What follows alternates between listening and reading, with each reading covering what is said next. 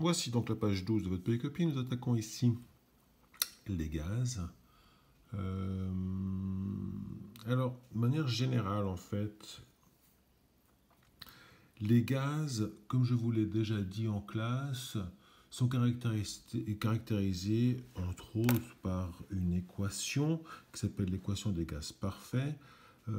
L'équation des gaz parfaits, nous le verrons, a la particularité de ne pas se préoccuper de la formule brute de votre substance. Elle doit simplement être à l'état gazeux.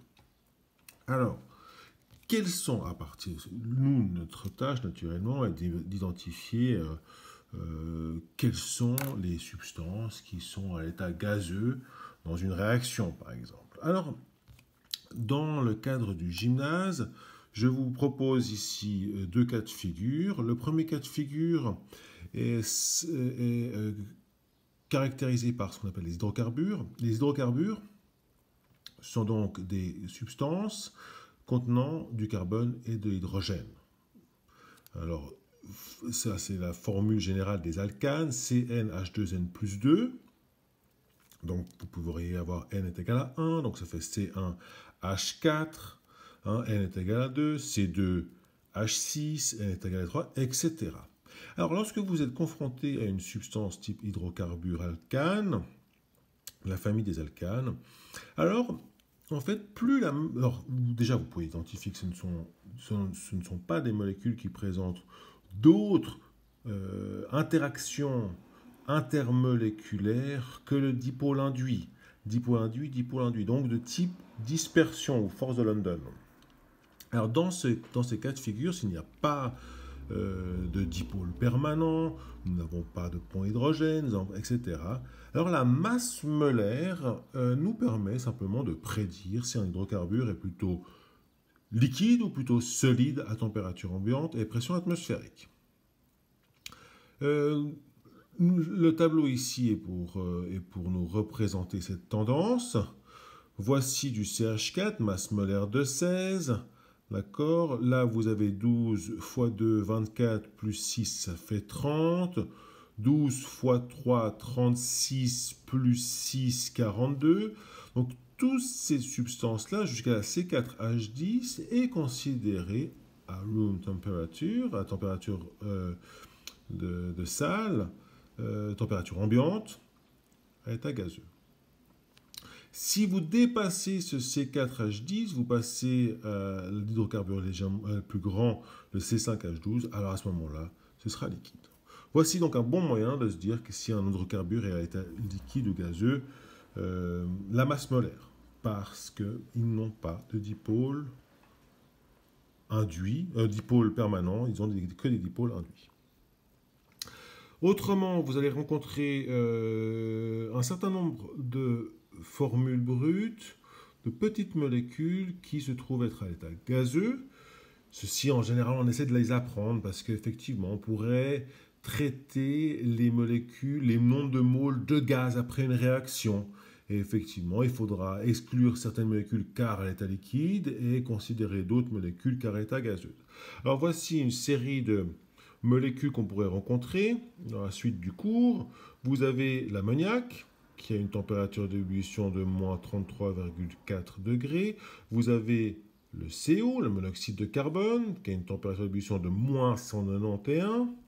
Le CO2 de moins 56,6 degrés.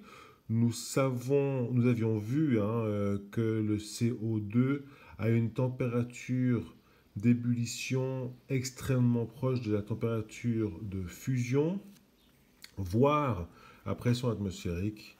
Il y a une sublimation, donc un passage entre le solide et le gaz directement. Mais voici la température d'ébullition. Donc nous n'avons aucune chance de trouver du CO2 à l'état autre que gazeux à température ambiante et pression atmosphérique. Le gaz dit fluor, le F2, température de moins 188. Le chlore, Cl2, température de moins 34,5 degrés. Attention, le brome piège. Le brome, le dibrome, est un liquide rouge.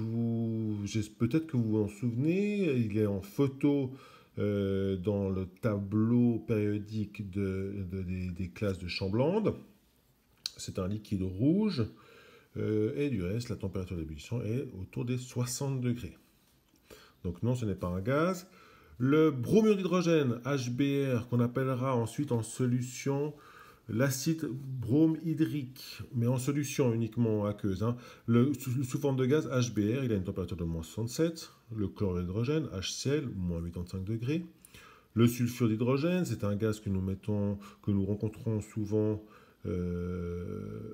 à très faible concentration dans le gaz de ville pour lui donner une odeur d'œuf pourri, pour pouvoir identifier s'il y a des fuites de gaz, du H2S.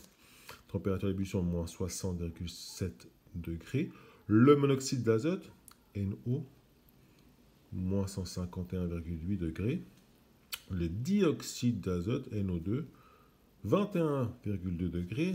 Notez quand même ici que la température d'ébullition du NO2, qui est un gaz rouge assez dense, du reste on le rencontrerait lorsqu'on oxyde du cuivre avec l'acide nitrique typiquement, et bien c'est un gaz lourd. Et bien ce gaz lourd a une température qui plus est d'ébullition assez haute. Vous voyez 21,2 degrés. Si vous commencez à diminuer votre température de salle ou dans la température réactionnelle à moins de 20 degrés, ou 21,2, eh bien le NO2 se retrouvera gentiment en état liquide. C'est une molécule assez polaire. Nous n'arrivons pas à la dessiner correctement avec la formule de Lewis. Mais voilà. NO2, température d'ébullition beaucoup plus haute que la température d'ébullition du monoxyde d'azote. Et finalement, le protoxyde d'azote, qui est un gaz hilarant. Pour l'anecdote, un bar à Lausanne, après mes souvenirs, Place de l'Europe avait ce nom, N2O. C'est un gaz donc hilarant, température d'ébullition moins 88,5 degrés. Donc voici les gaz qu'on rencontrerait dans un futur proche en chimie, et aussi la famille des hydrocarbures. Donc ces gaz-là suivent la loi des gaz parfaits que nous verrons dans la prochaine vidéo. Excellente journée.